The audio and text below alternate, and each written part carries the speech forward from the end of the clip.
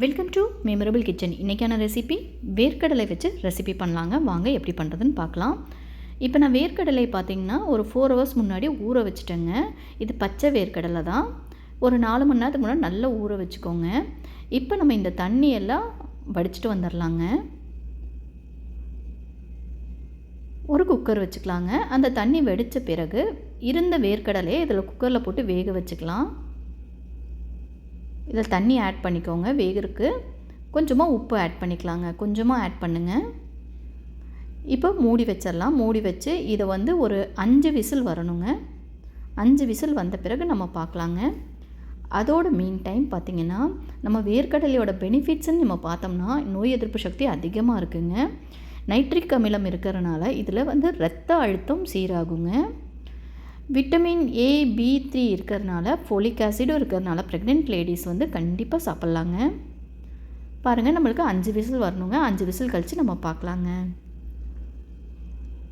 5 whistle வந்துருச்சுங்க. Open பண்ணி பார்க்கலாம். நல்லா வெந்திருக்குங்க. பித்தப்பை கல்லை கூட நீக்குங்க. பித்தப்பை கல்லை நீக்கணும் அப்படின்னா ஒரு 30 கிராம் அளவுக்கு நம்ம டெய்லி சாப்பிட்டோம்னா பித்தப்பை கல் குணமாயிரும். சர்க்கரை நோயாளிங்க கண்டிப்பாக இதை எடுத்துக்கிட்டிங்கன்னா சர்க்கரையோட லெவல் நல்லா குறைஞ்சிருங்க.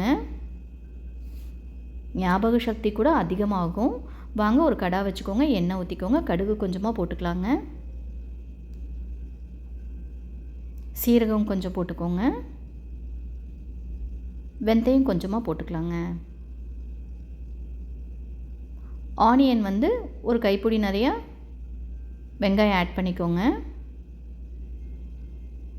நம்ம இப்போது ஆனியன் நல்ல ஒரு ரோஸ் கலரில் ஆகட்டுங்க. தக்காளி ஒரு தக்காளி சேர்த்துக்கலாங்க. இப்போ நான் இந்த ரெசிபி சைட் டிஷ்ஷாக தான் எடுத்துக்கிறேன். சப்பாத்திக்கும் நம்ம வச்சுக்கலாங்க, தோசைக்கும் நம்ம வச்சுக்கலாங்க. இல்லை சாதத்துக்கு சாப்பிட்றவங்க கூட சாதத்துக்கு சாப்பிட்லாம். பச்சை மிளகா 2 ஆட் பண்ணிக்கோங்க. கொஞ்சமாக உப்பு போட்டுக்கோங்க. ஏன்னா நம்ம கடலையிலே உப்பு போட்டிருக்கோம். மஞ்சள் கொஞ்சமாக ஆட் பண்ணிக்கலாம். கத்திரிக்காய், ஒரு கத்திரிக்காய் ஆட் பண்ணிக்கலாங்க. மிளகாத்தூள் 1 ஸ்பூன் போட்டுக்கலாம். மல்லித்தூள் கொஞ்சமாக, கரம் மசாலா 1 ஸ்பூன் எல்லாம் போட்டு நல்லா பரட்டி விடலாங்க.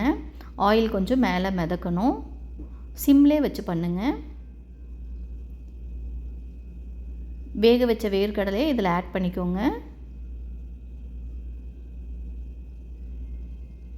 ஒரு வேர்க்கடலையில் இவ்வளோ பெனிஃபிட்ஸ் இருக்குங்க. ஸோ நம்ம வேர்க்கடலை தான் சொல்லிவிட்டு நம்ம அசால்ட்டாக இருந்துடக்கூடாது.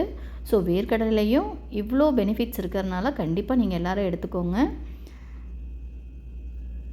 ஸோ இது எல்லாமே நல்லா மெர்ஜ் ஆயிருச்சு. ஆயிலும் நல்லா மேலே மிதந்துருச்சுங்க. நீங்கள் இதே போல் நீங்கள் புளிக்குழம்பு மாதிரி கூட நீங்கள் வைக்கலாம். புளி ஊற்றுனீங்கன்னா புளிக்குழம்பு மாதிரி வைக்கலாங்க. புளி தேங்காய் ஊற்றுனீங்கன்னா. நான் தோசைக்கு தான் இதை ப்ரிப்பேர் பண்ணியிருக்கேன்.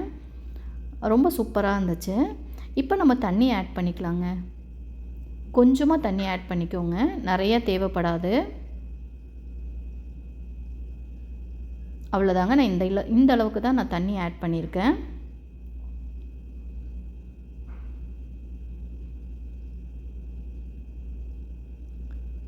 இது ரொம்ப சூப்பராக இருந்துச்சுங்க. நம்ம நார்மலாக வேர்க்கடலை வேக வச்சு சாப்பிட்றது ஒரு விதம். பட் இந்த மாதிரி சைட் டிஷ்ஷாக வச்சு சாப்பிடும் போதே ரொம்ப அருமையாக இருந்தது. நீங்களும் ட்ரை பண்ணி பாருங்கள். விட்டமின் B6 கூட இதில் இருக்குங்க. ஸோ டெஃபினட்டாக எல்லோரும் ட்ரை பண்ணி பாருங்கள். இது கொதிக்கிறதுக்கு ஒரு 5 மினிட்ஸ் ஆகுங்க. சிம்லே வச்சு நல்லா கொதிக்க விடலாங்க. ஒரு 5 மினிட்ஸ் கழித்து நம்ம பார்க்கலாங்க.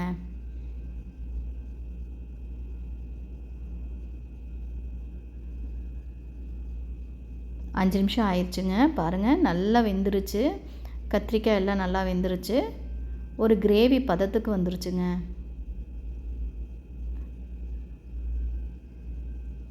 உங்களுக்கு நல்லா தெரியுதுங்களா? ரொம்ப நல்லா வந்திருக்குது. கலர்ஃபுல்லாக சூப்பராக இருக்குங்க. நல்ல கமகமன்னு இருக்குது. ஸோ நான் இன்றைக்கி தோசைக்கு ப்ரிப்பேர் பண்ணியிருக்கேன். இதை நீங்கள் சப்பாத்தி கூட வச்சு சாப்பிட்லாங்க. இல்லை சாதம் கூட நீங்கள் வச்சு சாப்பிட்லாம். நான் இன்றைக்கி இதில் புளி எதுவுமே ஊற்ற கிடையாது. சைட் டிஷ்ஷாக தான் நான் இன்றைக்கி இதை பண்ணியிருக்கோங்க. ஸோ இது பெனிஃபிட்ஸை எல்லாம் தெரிஞ்சு நம்ம வந்து ஒரு உணவை எடுத்துக்கும் போதே அதோட முழு திருப்தியோடு நம்ம சாப்பிட்ற மாதிரி இருக்குங்க. உங்களுக்கு எல்லாத்துக்கும் ரொம்ப பிடிச்சிருக்கும்னு நினைக்கிறேன். பிடிச்சிருந்தால் லைக் பண்ணுங்கள், ஷேர் பண்ணுங்கள், சப்ஸ்கிரைப் பண்ணுங்கள். நம்ம சேனலுக்கு எப்போதும் போல் சப்போர்ட் பண்ணுங்கள். தேங்க்ஸ் ஃபார் வாட்சிங் ஃப்ரெண்ட்ஸ்.